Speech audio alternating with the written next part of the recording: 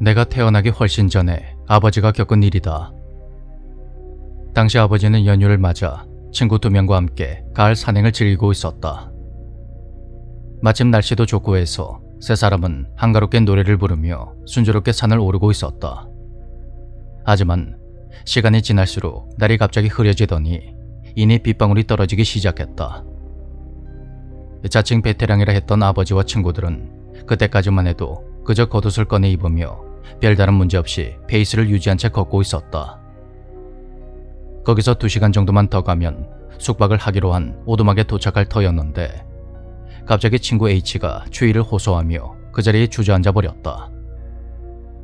H는 이마가 불덩이가 된 채 얼굴이 새파랗게 질려 있었고 아버지와 다른 친구가 양쪽에서 부축을 해서 3시간 정도가 걸려서야 간신히 목적지인 오두막에 다다를 수가 있었다. H의 안색은 완전히 흑빛으로 변해버렸고 당장 몸을 뉘어서 휴식을 취해야 했지만 오두막은 이미 사람들로 가득 차 있었다. 연휴를 맞이해서 산을 찾은 사람들이 상당했던 것인데 아버지와 친구들 일행보다 먼저 도착한 사람들조차 돌아나갈 정도였다. 아버지는 오두막의 관리인에게 아픈 친구만이라도 재워달라고 부탁을 했고 처음엔 난색을 표하던 관리인이 어떤 방 하나를 내어주었다. 그런데 방의 상태를 본 아버지는 할 말을 잃고 말았다. 그곳은 곰팡이 냄새가 아주 심한 어떤 작은 방이었는데 먼저 와 있는 사람 한 명이 방의 가장자리에 가지런히 누워 눈을 감고 있었다. 그곳에는 흔히 알고 있는 곰팡이 냄새와는 다른 뭔가 미묘한 악취가 자욱하게 깔려져 있었고 아버진 바깥에 저렇게 사람들이 많은데 왜 이 방만은 비워둔 건지 의문이 들었다고 한다. 하지만 그것보다 우선 H를 간호하는 것이 급선무였고 아버지와 다른 친구는 코펠로 물을 끓여서 죽을 만들어 H에게 먹였다. 그렇게 시간이 흘러 저녁 7시 무렵 아버지와 친구는 H를 방의 가운데에 눕힌 후 침낭으로 들어가서 잠을 청했다. 그런데 평소라면 완전히 골아떨어지고도 남을 정도로 지쳐있는 상황에서 잠이 쉬이 오질 않았다. 그때 다른 친구가 아버지에게 슬쩍 말을 걸었다. 야, 너 아직 안 자냐? 이상하게 잠이 안 오네. 너는? 나도 그래. 근데 이 방 좀 이상하지 않냐? 그렇지.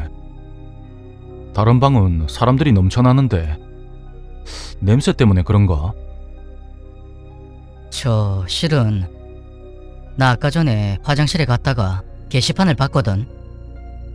근데 행방불명 8명, 사망 1명이라고 적혀져 있더라고.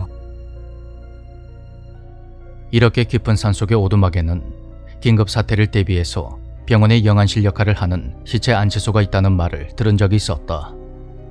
그렇다면 이 악취의 정체는, 그리고 저 멀리 방의 한쪽 구석에 가만히 누워있는 먼저 온 손님의 정체는, 그것을 깨달은 순간 아버지는 침낭을 머리끝까지 뒤집어 쓴 채 눈을 질끈 감아버렸다. 다음날 그 방에 먼저 온 손님은 다른 등산객들이 모두 빠진 후에야 구조대 헬기로 운구되었다. H는 다행히 몸을 회복하여 관리인을 놀라게 했는데 그는 일행들에게 이런 말을 했다고 한다. 열 때문에 비몽사몽한 상태로 힘들었는데 차가운 손이 밤새 내 이마를 어루만져 주더라고. 니들이 밤새 간호해 준 거야? 그런 H의 물음에 두 사람은 아무 말도 할 수가 없었고 모든 상황을 전해들은 H는 껄껄 웃으며 이렇게 말했다고 한다. 그랬구나. 뭐 등산을 좋아하는 사람 치고 나쁜 사람은 없잖아. 그 손이 없었다면 나도 지금 헬기를 타고 그 사람이랑 같이 내려갔을지도 모르지.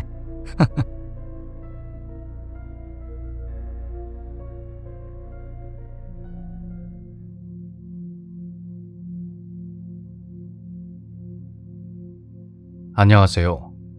제가 군대에서 겪은 일을 제보해 보겠습니다. 저는 공군 제10전투 비행단 소속으로 수원 세류역에 있는 수원 비행장에서 헌병으로 근무를 했습니다. 이야기에 앞서 간단하게 설명을 해보자면 헌병은 헌병대대에서 헌병중대와 경비중대로 나누어지는데 제가 근무했던 경비중대는 경비 1, 2, 3, 4 소대와 군견반, 타격대로 나눠집니다. 각 소대별로 경계구역이 달랐는데 전 비행장 활주로의 정문과 후문을 지키는 소대 소속이었죠. 비행장의 후문에는 초소가 하나 있었는데 근무자들끼리는 그곳을 법당이라 불렀습니다. 초소 옆에 법당이 있어서 그냥 편의상 그렇게 불렀던 것인데 기분 탓인진 몰라도 초소 근처로 가면 분위기가 꽤나 을씨년스러웠던 그런 기억이 납니다. 활주로 정문은 24시간 초소였고 후문은 오전 6시부터 오후 21시까지 운영이 되었는데요. 부대마다 부르는 명칭이 다르지만 우리는 보통 쓰리고다라고 불리는 트럭 뒤에 탄 상태로 근무 교대를 했습니다.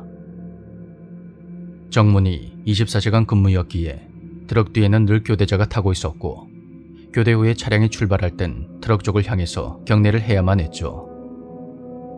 설명이 조금 길어졌는데 이제부터 본격적인 이야기를 시작해 보겠습니다. 때는 찬바람이 몰아치던 어느 겨울날 오전 6시 무렵에도 해가 뜨지 않아 주변은 어둑어둑했고 그 시간에 일명 법당에서 쓰리고다를 타고 상번을 하게 되면 교대자가 없기 때문에 쓰리고다를 타고 돌아가는 근무자가 없었습니다.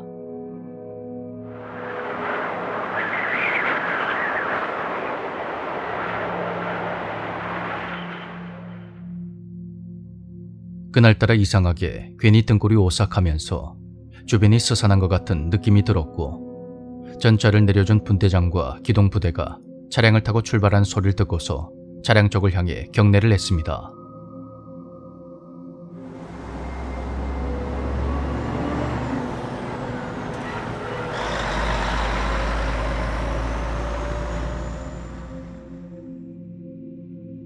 그날이 분명히 첫 근무였고 근무자가 저 혼자였기 때문에 쓰리고다 뒤에는 아무도 없어야만 했습니다.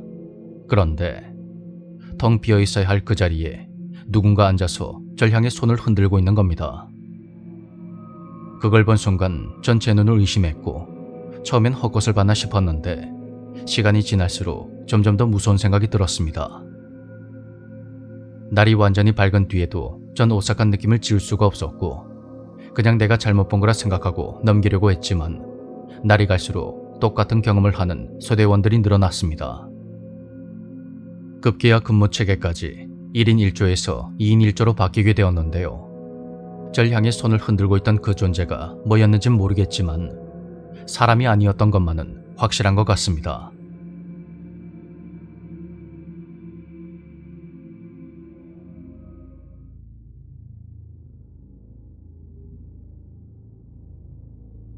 안녕하세요. 제가 어릴 때 겪은 일을 제보해 보겠습니다. 저는 서울 강동구의 한 동네에서 30년 넘게 살고 있습니다. 제가 중학생 때는 개발이 한창 진행될 시기였고 그래서 동네 곳곳에 텅 비어있는 구옥들이 많았죠. 그러던 어느 날 전 친구들과 어울려서 비비탄 총을 가지고 놀다가 폐가 탐험을 하기로 했습니다. 그곳은 예전에 점집으로 무속인이 살다가 나간 곳이었고 그래서 벽 곳곳에 부적과 장군 그림이 붙어 있었습니다. 한쪽 구석에는 먼지가 잔뜩 쌓인 동자상 같은 것들이 있었고 우린 집안 곳곳을 살펴보며 점점 더 안쪽으로 들어갔습니다. 맨 앞에 서서 아이들을 이끌었던 저는 순간적으로 장난기가 발동했고 그만 해선 안 되는 행동을 하고 말았습니다.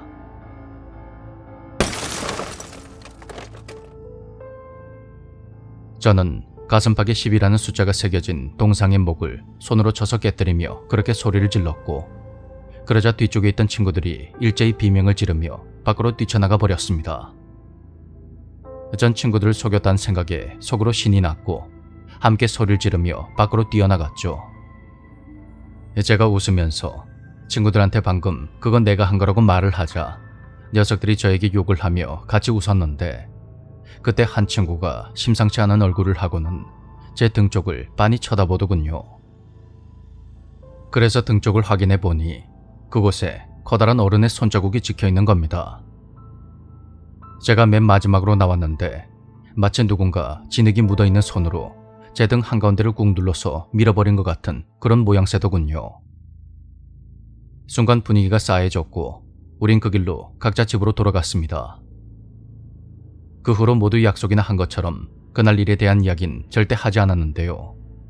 그로부터 10년 정도가 지난 후에 전 목에 종양이 생겨서 목소리를 잃고 말았습니다.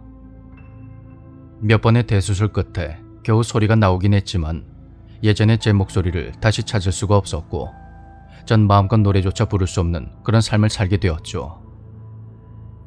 혹시 제가 이렇게 아프게 된 것이 폐가에 갔던 일과 무슨 관련이 있는 것일까요? 그곳에 가지 않았더라면, 갔더라도 그런 행동을 하지 않았다면 목이 이렇게 아프게 되지 않았을지 가끔씩 이런저런 생각이 듭니다.